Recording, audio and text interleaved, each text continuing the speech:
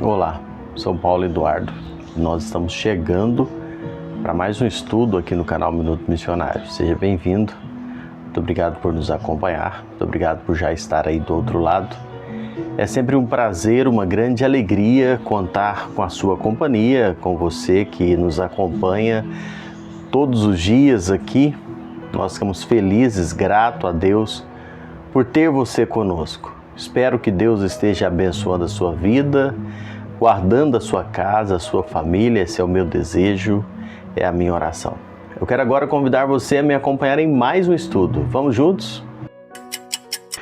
Nós estamos estudando a prisão de Paulo em Jerusalém. Estamos aqui num bloco, começamos lá no versículo 27 e a gente vai até o versículo 40 falando sobre isso. Hoje eu quero pegar com você, dando sequência a partir do versículo 31. Nós falamos já quando o povo se levanta contra Paulo, não é, para prendê-lo, acusando ele de algo totalmente falso. Tomam a decisão de prender e gritando, mata-o, não é?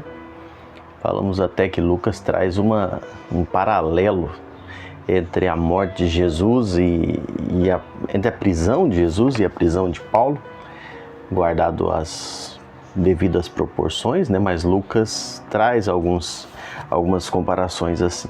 Hoje, a mensagem vai estar em Lucas 31, capítulo 21, versículo 31 ao 36. Capítulo 21, dos versículos 31 ao 36. Vamos falar um pouquinho de uma intervenção provincial da parte de Deus. Ali na vida de Paulo, na prisão de Paulo. Quando nós pensamos, o comandante Cláudio Lísias, ele foi informado do motim e imediatamente se dirigiu à praça do templo com os soldados abortando, não é, aquela intenção dos judeus de matar Paulo. A intenção deles era linchá-lo ali, por causa daquela falsa acusação. E não levaria muito tempo, então, até que a notícia daquele distúrbio chegasse à guarnição romana, que ficava num lugar, numa fortaleza chamada Antônia, que era um quartel-general da ocupação romana. Essa guarnição em Jerusalém, ela possuía uma média de 760 soldados de infantaria e 240 da cavalaria, todos comandados por um oficial romano. E essa força, então, foi acionada no tumulto, no motim lá em que queriam lixar Paulo. Os judeus cessaram de espancar Paulo quando o comandante chegou, mandou acorrentá-lo para saber o que aquele prisioneiro havia feito. A multidão ensandecida gritava, vociferava contra Paulo, querendo levá-lo à morte. Essa foi a razão que o comandante mandou então recolher Paulo naquele momento, para que ele não fosse despedaçado. E a multidão gritava, mata-o, mata-o. Muito semelhante ao grito que a multidão deu há uns 30 anos atrás contra um outro prisioneiro, e Lucas relata isso lá no Evangelho de Lucas, capítulo 23 e o versículo 18. Interessante, se você for ler o escrito de Lucas em Atos, observando, você vai ver que Lucas sempre apresenta as autoridades romanas como amigos do Evangelho e não como inimigos. Eu fiz aqui levantamento, diz assim: o primeiro gentio a se converter foi Cornélio, centurião romano, Atos 10, versículos de 1 a 48.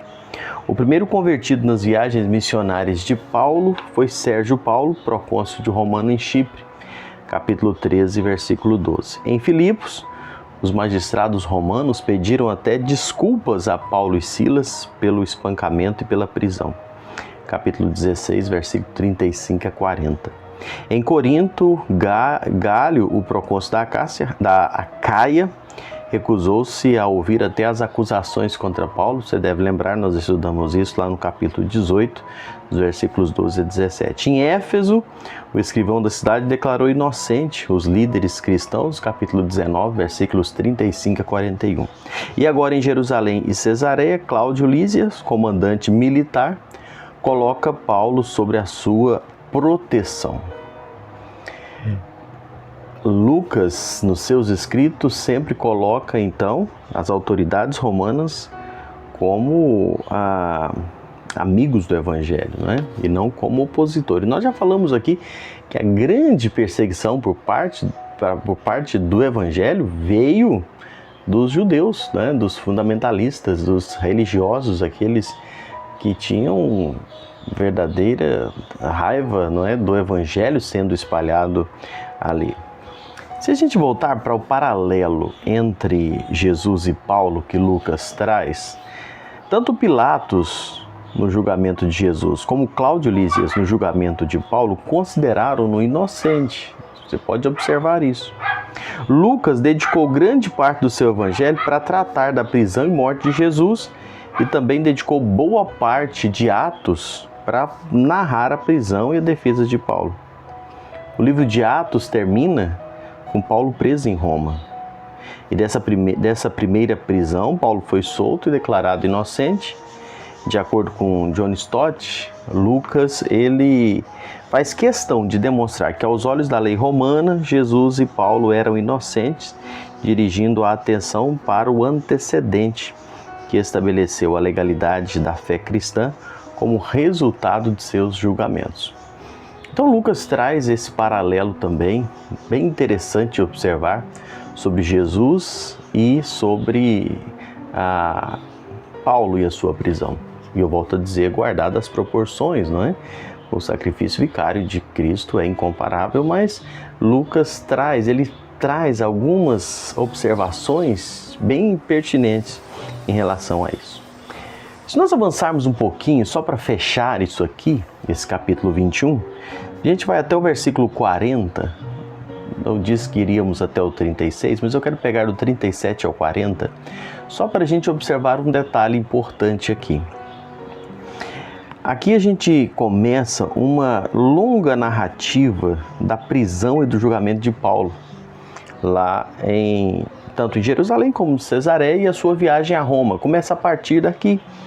E ele está indo para se apresentar ao Supremo Tribunal. Ao ser levado para a fortaleza, Paulo faz uma coisa interessante. Paulo pede para falar com aquela multidão amotinada.